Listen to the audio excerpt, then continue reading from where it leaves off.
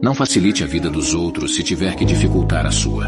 No final, as pessoas agem com ingratidão e esquecem tudo o que você já fez. Essa é uma dura lição que a vida muitas vezes nos ensina. É importante lembrar que cuidar de si mesmo não é egoísmo.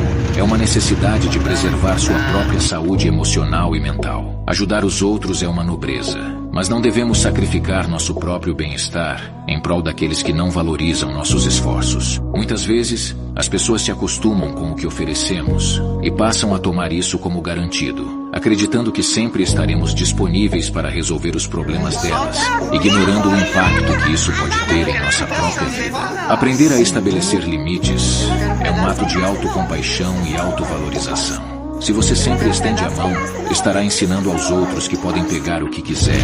No entanto, ao dizer não quando necessário, você não só protege a si mesmo, como também ensina aos outros o valor da reciprocidade.